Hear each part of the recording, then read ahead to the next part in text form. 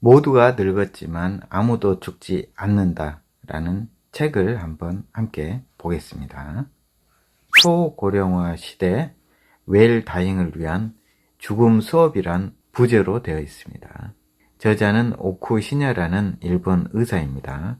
종말이란 말이 있습니다. 인생의 종말을 충실히 마무리하기 위한 활동이라는 일본사에서 만들어진 말이죠.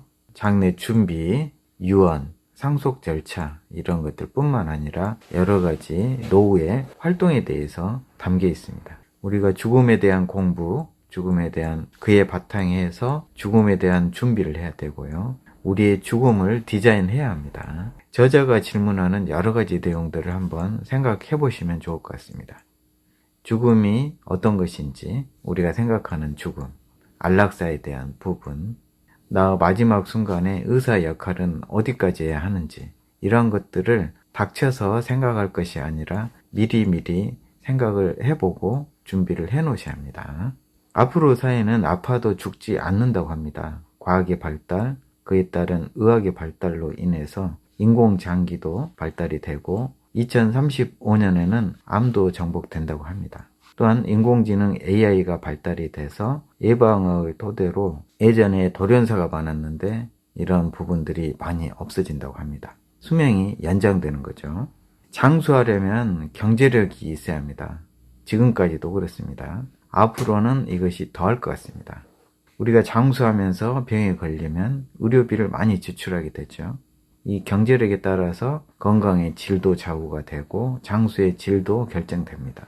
여러 연구 결과에 의하면 소득 수준에 따라서 수명도 연관성이 있다고 하고요. 앞으로는 이것들이 더 심화될 것 같습니다. 의학 발달로 치료하는 기술은 발달되겠지만 돈이 있어야 그 치료를 받을 수 있겠죠.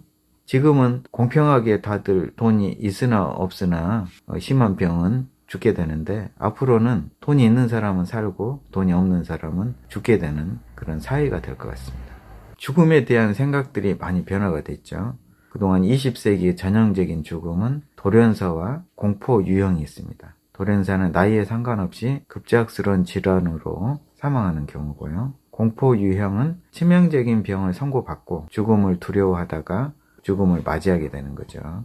귀블러로스의 죽음을 받아들이는 5단계가 있습니다. 처음에는 부정과 고립, 현실을 부정하고 부인하는 단계고요. 두 번째는 분노, 타인이나 자신에게 분노를 느끼는 단계.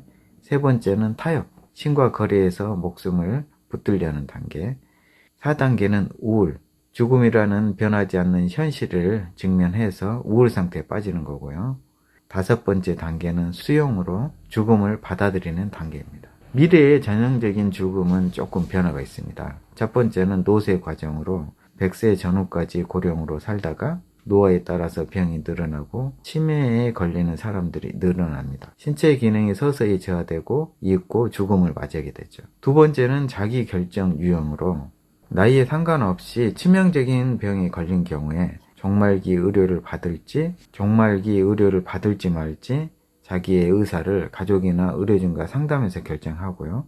종말기에 가까워짐에 따라서 고통이 증대하는 경우에 사람에 따라 안락사를 선택해 죽음을 맞이할 수도 있습니다. 인생의 진정한 주인이 누구인가? 내가 어떻게 살았고 죽음도 내가 결정할 수 있는 그런 사람이 진정한 주인이 아닐까 생각합니다.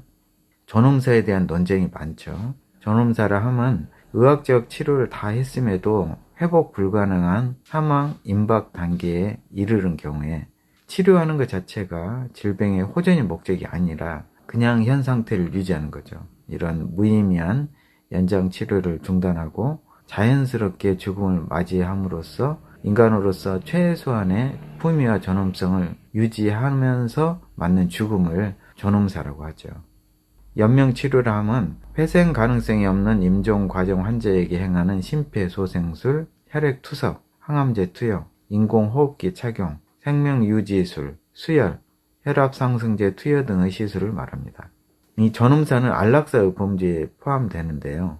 안락사에는 적극적 안락사와 소극적 안락사가 있습니다. 적극적 안락사는 의료진이 직접 약물을 투여하는 방법으로 죽음을 당기는 거죠. 거의 대부분의 나라에서 적극적 안락사는 아마 허용되지 않는 것 같습니다. 소극적 안락사는 환자 본인이나 가족의 요청에 따라서 생명 유지에 필수적인 영양 공급이나 약물 투여를 중단함으로써 환자가 죽음에 이르게 하는 것이고요. 의료진이 약물 등을 준비하고 환자가 직접 그 약물을 투여해서 사망에 이르게 하는 것, 이런 걸 조력 사망, 조력 자살이라고 하는데, 소극적 안락사와 조력 사망을 묶어서 전음사라고도 합니다. 국제적으로는 적극적 안락사는 거의 허용되지 않고요. 그렇지만 적극적 안락사를 법제화한 나라가 2002년 네덜란드부터 해서 벨기에, 룩셈부르크, 캐나다, 콜롬비아, 호주 일부, 뉴질랜드가 있고요. 스위스는 조력 사망을 허용하는 나라죠. 미국은 오리건, 버몬트, 몬타나, 워싱턴, 캘리포니아 주에서 소극적 안락사를 법적으로 허용하고 있고요. 호주, 대만, 스위스, 오스트리아, 핀란드, 독일, 아르헨티나, 그리고 우리나라, 한국에서도 존엄사를 법제화하고 있습니다.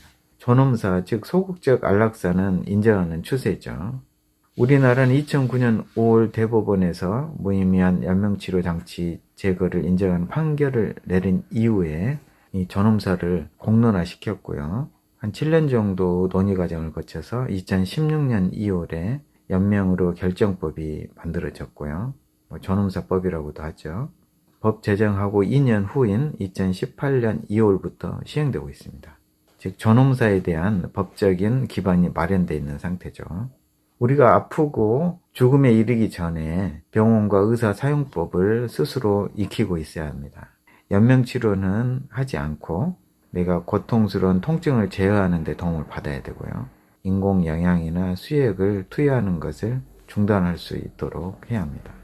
죽음은 어떤 것일까요?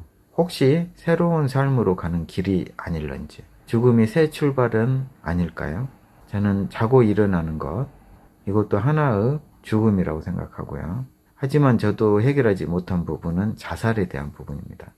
일반적인 자살과 회생 불가능한 고통스러운 삶을 마무리하는 존엄사, 구별이 돼야 되겠죠. 앞으로 이런 존엄사는 보편 상식이 될 것 같습니다. 그 기준은 엄격하게 적용을 해야 되겠죠. 다시 한번 여러분께 질문 드려봅니다. 여러분은 몇 살까지 살고 싶으신가요?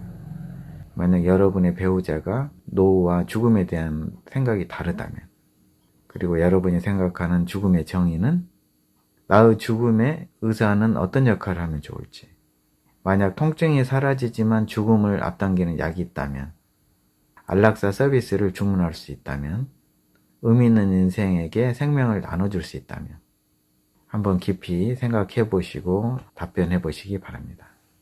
이 책은 모두가 늙었지만 아무도 죽지 않는다는 오쿠 신야 저자의 2023년 출판 책입니다. RH 코리아에서 출판되었습니다. 이 책을 출판사로부터 협찬받아서 읽었습니다.